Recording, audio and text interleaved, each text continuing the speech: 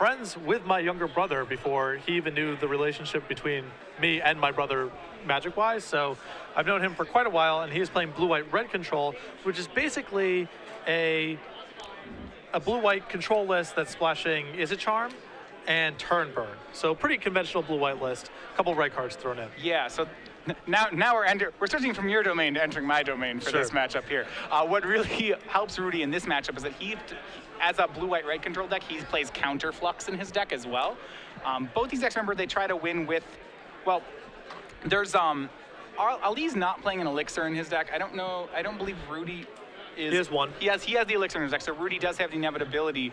This does put Ali into the control matchup, into the aggro matchup here.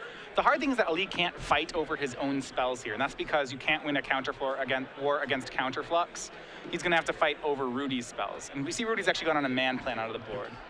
He has Soldier of the Pantheon turn 1. He's going to swing in for 2 and trade it away with the Mutavault to pass the turn.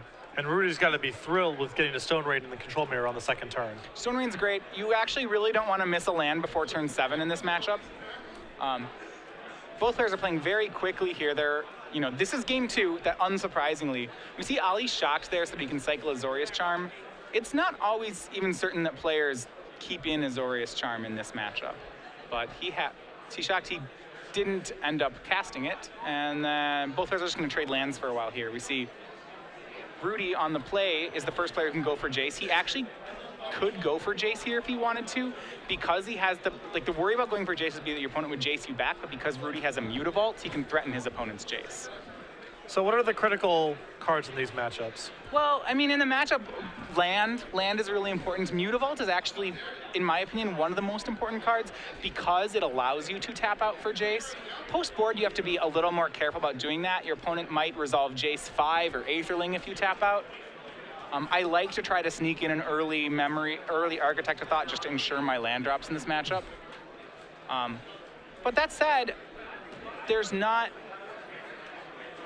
really what you're trying to do in this, like Elixir is the most important card in Rudy's deck. Rudy's game plan is going to be to counterflux Ali's business spells, and then hopefully resolve his own Elixir. And we see Is It Charm able to take out a Jace. That's huge for Rudy. So now he has a window here to potentially resolve something big of his own? He can. His worry is that he's going to get Aether. Yeah, because it's only 5 lands, he can do that. If it was 6, he couldn't, because then an Aetherling might hit.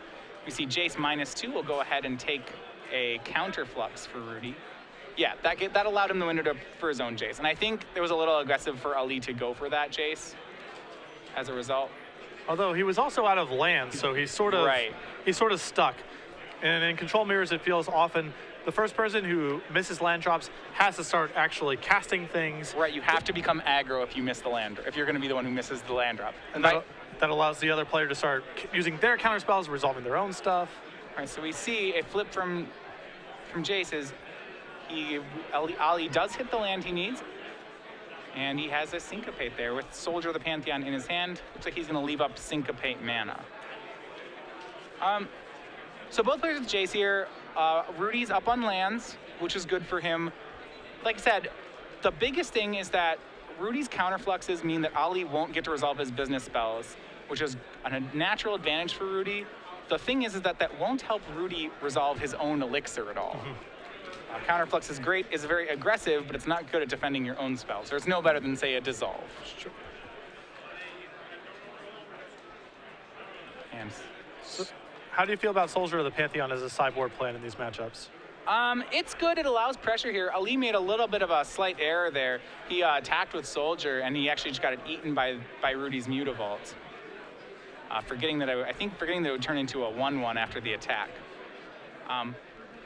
If I had 30 sideboard slots, I would play Soldiers in my board. Right now, I don't have them in my lists just because I have other cards I really like more.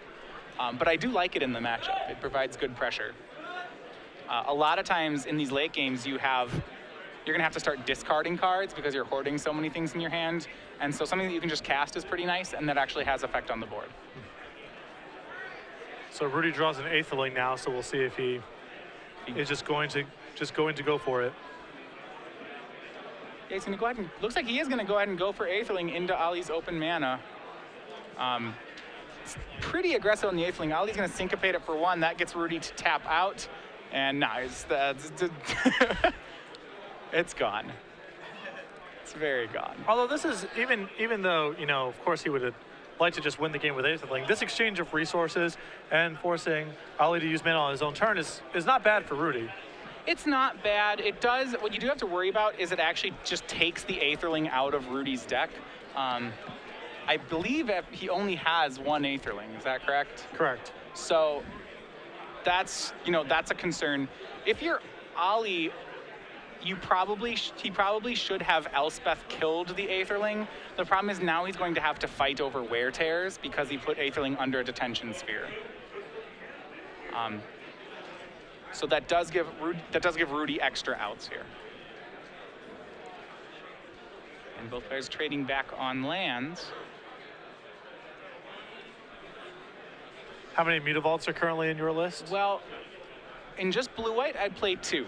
Mutavaults are mainly just for trading with other Mutavaults and for pressuring opposing Jaces. You don't actually ever kill someone with them. They're just utility lands. We see right now both players with a Mutavault.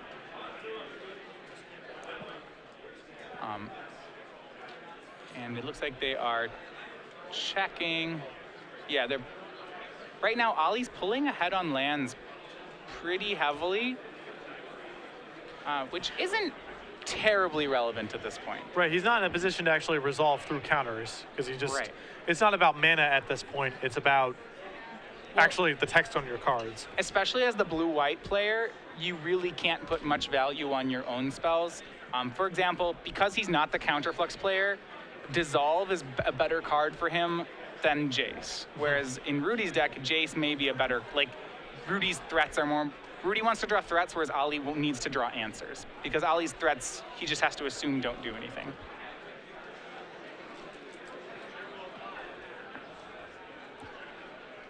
So both players playing a little bit of Drago here. Rudy's digging for some lands. Yeah, and a pretty good, Jace is doing a lot of work here. Rudy found Assemble, Gainsay land. He actually took the Assemble the Legion over the Gainsay here.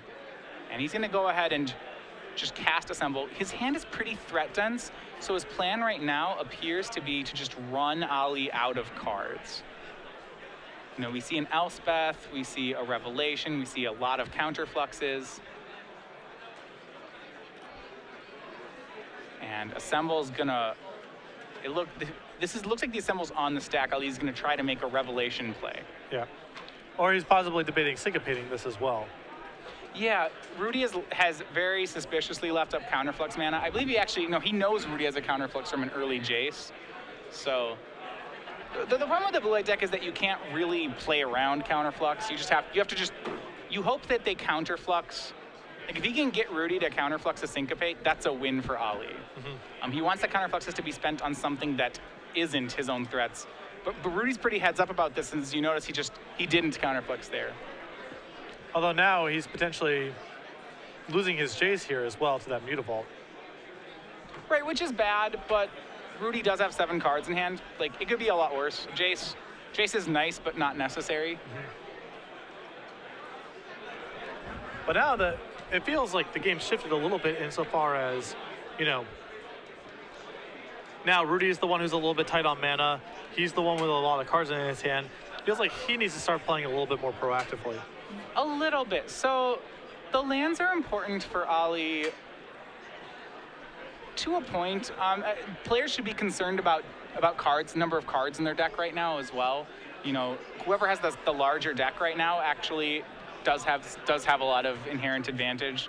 You want to draw enough cards to not fall behind, but you want to draw as few cards as possible at this point in the game. And Rudy's still staying on his plan of just casting haymakers, which I really do like here. Yep. And as long as he has counterflux mana back up, then he has a lot of insurance against what Ali can do to him in return. Right, so he's going to cast a threat every turn. If Ali counters the threat, Rudy's going to fight over none of them. He's just going to counter he's going to counter Revelations from Ali. So go ahead and gainsay that. He did not have to spend one of his counterfluxes on it.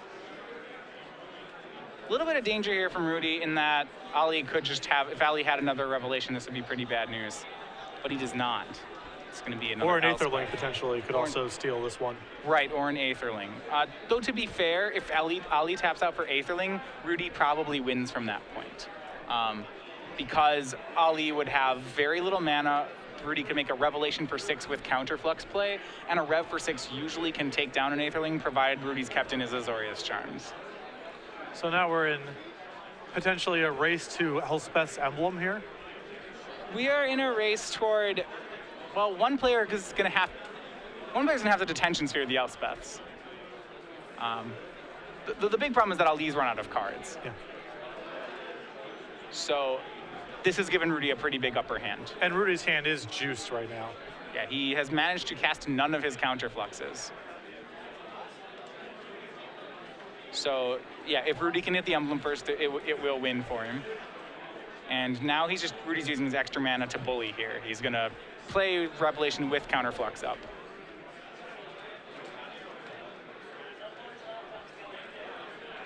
Rudy sensing some weakness here, takes his opening to Counterflux back.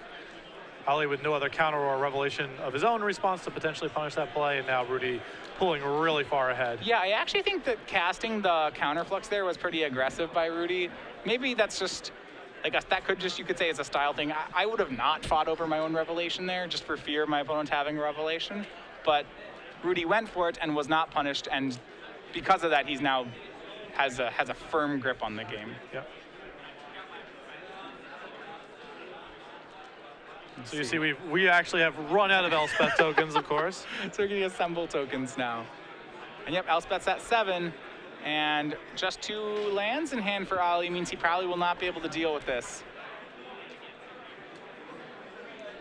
I mean, he actually has to try to threaten Elspeth a little bit this turn to at least keep him off of ultimate, correct? Yeah, but Rudy will just trade all the tokens here, most likely. But he has to make the play. He's going to Celestial Flare one of them. Celestial Flare is possibly just a better Azorius Charm. That's why he's probably just replaced his charms with them. And he's going to go ahead and activate Mutavault and throw all these creatures in front. A bunch of tokens trade, Mutavault lives. And looks like there'll be an Elspeth Emblem, and that'll be it. Rudy Briksza 2 games to 0, defeats Ali Mirghahari, and moves to 2-0. Pretty skillful navigation there from Rudy overall, and has a pretty big haymaker.